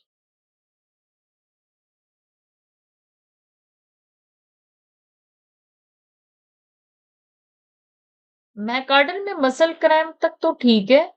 रेड यूरिन ऐसा कोई क्लासिकल फाइंडिंग नहीं है. ठीक है, some amount of myoglobin urea will be there in any muscle damage. ठीक है. Now coming to next question. Amino acid which is not restricted in the management of maple syrup urine disease, MSUD. MSUD is otherwise called branched chain ketonuria. Branched chain ketonuria. So maple syrup urine disease, branched chain ketonuria, is due to defect in branched chain keto acid further metabolism. So all branched chain amino acid, that is valine, leucine and isoleucine, these are branched chain amino acid, they are to be restricted. So methionine comes nowhere. So this is the answer. This is not restricted. Methionine is sulfur containing amino acid and that has connection with the homocystinuria, right? So maple syrup urine disease, branched chain amino acid to be restricted. Now, backbone of DNA consists of what? So, whenever we are talking about DNA backbone, please understand it's a phosphodiester backbone. So, you have phosphate and sugar into it. Like, for example, suppose whenever we draw this DNA, 5' end, 3' end, this line represents you, the phosphodiester backbone. These are individual nucleotides here, but the basis of these nucleotides like A, C, G, T, they are projected outside of this backbone line. So backbone of DNA consists of phosphate and sugar component into it, the bases or not the part of it. तो ये सब गलत है, ठीक है?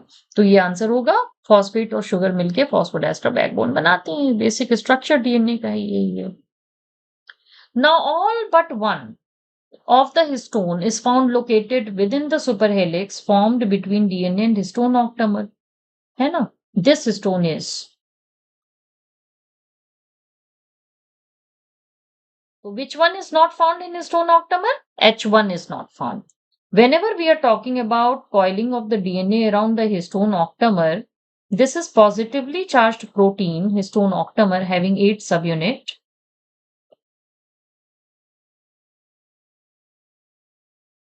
And around this, we have DNA which is wrapping, double-stranded DNA wrapping. And this DNA is all negatively charged. When we talk about the composition of histone octamer, it is H2A, H2B. These are names of histone. 2A and 2B. They make a dimer, and 2 such dimer is there in the histone octamer. H3, H4 is also there, 2 subunit. 2A, 2B, 2 subunit means 4 subunit हो गए. Because 2A and 2B itself is a dimer, and 2 such dimer is required, means 4 subunits are there. This is going to be 2 subunit. This also is going to be 2 subunit. So this is going to make you 8 subunit component, that is called histone octamer. Histone octamer. H1 is not there in this composition, you see. So that is what is the question. What is not the component of histone octamer? And your answer will be H1. So the question is, where is H1? And the answer is H1 is outside this nucleosomal structure. This structure is called nucleosome. Tomorrow, if you sit in exam, they will ask you what is nucleosome. You say nucleosome is histone octamer and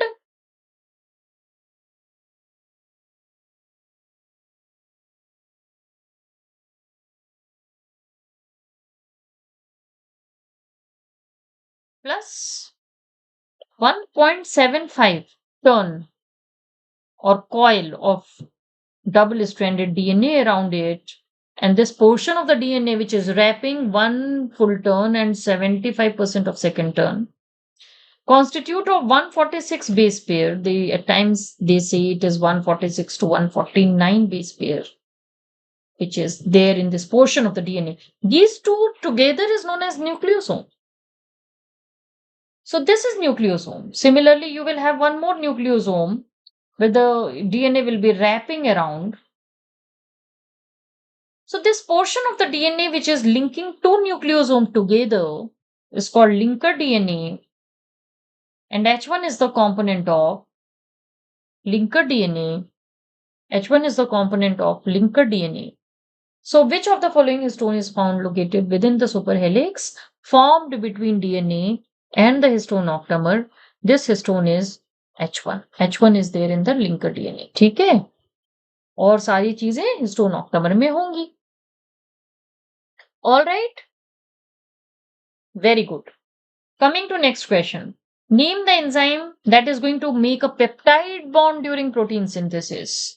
And what is its clinical composition? So peptidyl transferase is the name of enzyme which is needed for making of peptide bond, and you'll be happy to know this is 23S ribosomal RNA in prokaryote and 28S ribosomal RNA in eukaryote, which possess this kind of activity.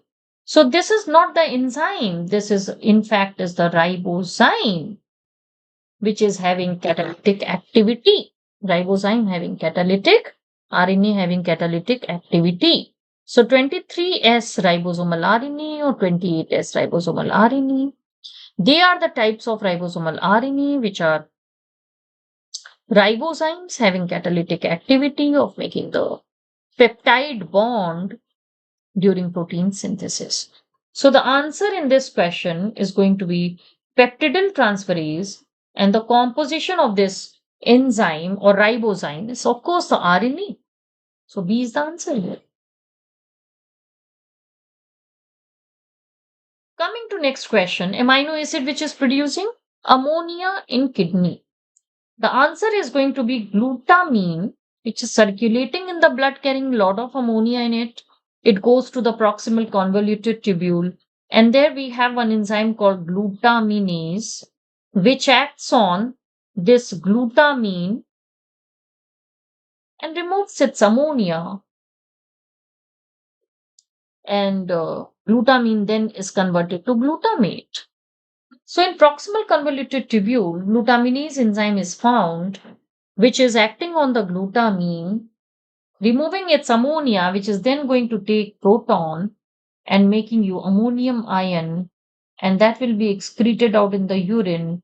This is how in metabolic acidosis, this glutaminase is providing the ammonia, which captures the proton and helps in getting rid of excess protons in metabolic acidosis. So this is glutaminase action in the proximal convoluted tubule. So this answer is going to be glutamine. In liver also we have glutaminase enzyme, but there that glutaminase will act on the glutamine, again removing the ammonia and glutamate. ये liver की बात हो रही है, ठीक है, liver में. There this ammonia is going for urea formation, ठीक है. Ammonia is going for urea formation in liver. Okay, now coming to HDL. All are true, but what is wrong? So except what is wrong? So HDL carry cholesterol from peripheral tissue to liver is a correct statement. Pre-beta HDL is inactive precursor which later forms HDL is a false statement, because pre-beta HDL is a very much active form of HDL, very rare and active form of HDL, which is involved in reverse cholesterol. So you cannot call it as inactive precursor. You cannot call it as inactive precursor. So B is wrong. C में आते, it has appropriate apoproteins ApoE, C2 and E. And this is all right. HDL is having ApoE, C2 and ApoE. Now HDL is the lipoprotein which move farthest from the starting point of the electrophoresis, right? So this is the point of application of serum, and when the lipoproteins are separated, the farthest band is going to be HDL band. So that is called alpha band. So that is why HDL is called alpha lipoprotein. Which one is alpha lipoprotein? HDL is alpha lipoprotein. So this is also a correct statement. So they are asking you the wrong statement here. And the answer is going to be pre-beta HDL is inactive precursor, which later forms the active HDL. Later forms the active HDL. All right. Okay. So this is the question. And now coming to the next question, identify the amino acid that is the major contributor of transport of ammonia destined for excretion as a urea. The answer is going to be glutamine. Glutamine is the amino acid which is the transporter of ammonia for making of urea. Now xanthurenic acid in the urine is suggestive of vitamin B6 deficiency. Whenever we are talking about tryptophan metabolism, we have this kynurenine formation, which is going and making you NAD. But this requires vitamin B6. So in deficiency of vitamin B6, what happens? This kynurenine does not make you NAD and results in Pellagra. And this kynurenine is going and making you xanthurenic acid, which is a non-toxic compound, but comes out in the urine telling that there is a B6 deficiency. So it's a B6 deficiency index. B6 deficiency index.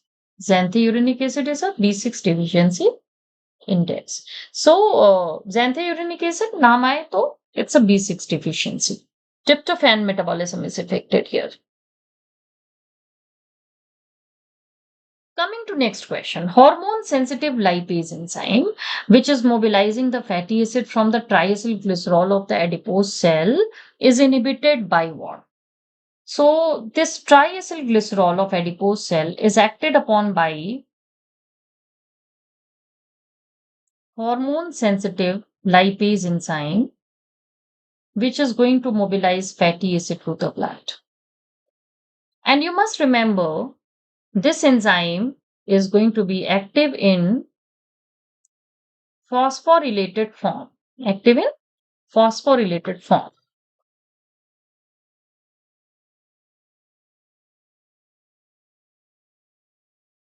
And when we talk about various hormones like glucagon, epinephrine, norepinephrine, they are going to phosphorylate hormone sensitive lipase and they're going to activate it.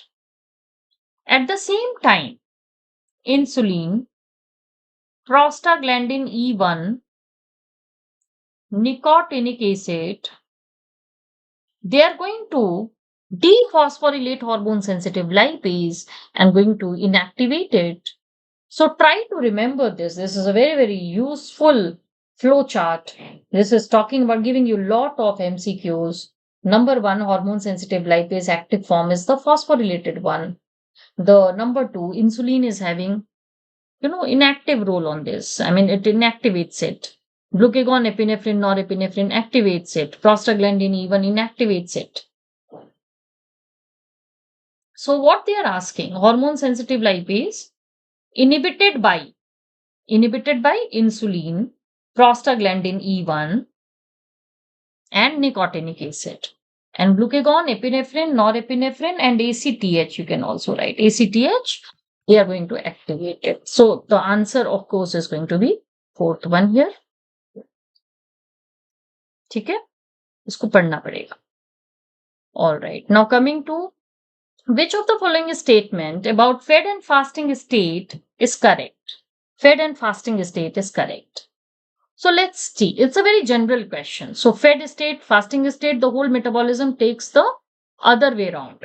In fed state, we talk about anabolism, where you have glycogen synthesis, where you have fatty acid synthesis, cholesterol synthesis. In fasting state, you have fatty acid beta oxidation, you have ketone body oxidation, you have gluconeogenesis, you have glycogenolysis. So these are general things. And now let's see in fed fasting state what this question is talking about. So correct पूछ रहा है. So fatty acid and triacylglycerol are synthesized in the liver in fasting state. No way. In fasting में तो there is no glucose. Fatty acid in the liver is produced only from excessive glucose. So only in fed state it is produced. Fasting state, main fuel for central nervous system is fatty acid. No way. Fasting acid, fatty acid is required for many organs, but not for central nervous system because blood-brain barrier is not permeable to fatty acid. That is why there is a system of making of ketone body during starvation, which is going to permeate the blood-brain barrier and provides the ATP to the central nervous system cells. Fatty acid doesn't permeate, so this is also wrong.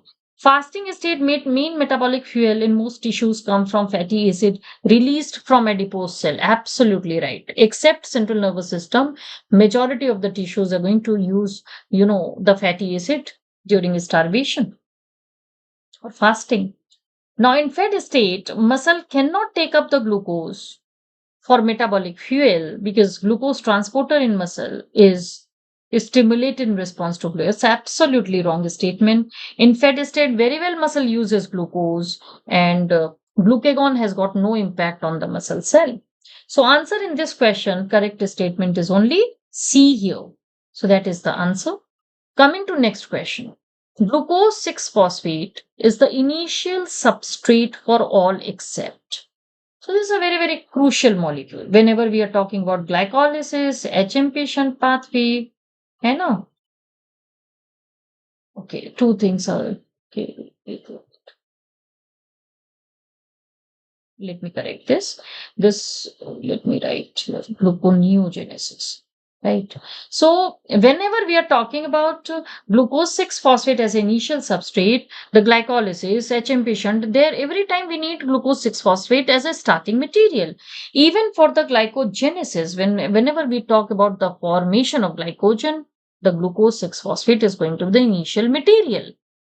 But when we talk about gluconeogenesis, glucose 6-phosphate is the terminal metabolite. Terminal metabolite means towards the end it is seen. Only one more enzyme, glucose 6-phosphatase, if it is there, it will convert the glucose 6-phosphate to free glucose and gluconeogenesis will start producing glucose.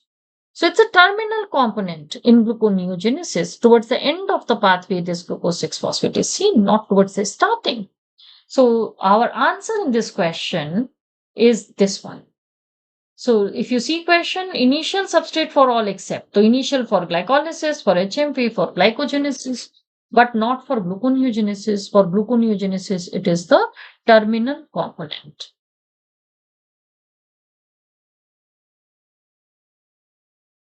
Coming to next question, which vitamin deficiency results in homocystinuria? So see, there are two enzymes I told you. It is cystathione beta synthase and another enzyme which I told you responsible for homocystinuria is the homocysteine methyltransferase enzyme.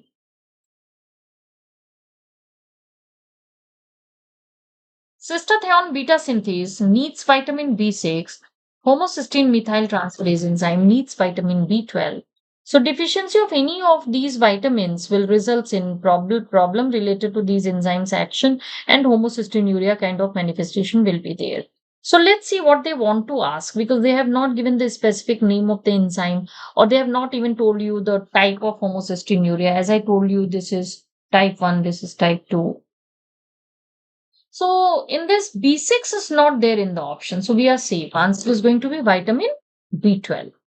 Vitamin B12. And suppose if you get a question next time where B6, B12 both are there, then what to do? Then my advice is you mark B6 because that is associated with type 1, that is classical homocystinuria. Okay? Kar lena hai. All right? Very good. Now coming to next question. 60S subunit of ribosome consists of what? 60S is the eukaryotic one, and 18S is going to be the ribosomal RNA into it. When we talk about ribosome, again, this is a very, very important area of your question framing. We talk in prokaryotes, we talk in eukaryotes. In prokaryote, we have 40S subunit, 60S subunit. In eukaryote, we have, prokaryote, you have 30S subunit and a 50S subunit. In eukaryote, the ribosome subunit is going to be 40S and 60S. ठीक है, इसमें तो कोई problem नहीं है, small and large subunit. Collectively, we call it as 70S ribosome, and to this we call it as 80S. Here we are not going to sum it both these as small and large subunit. So ये आप समझो, this S is a Swedberg coefficient which denotes the sedimentation coefficient of these ribosomes.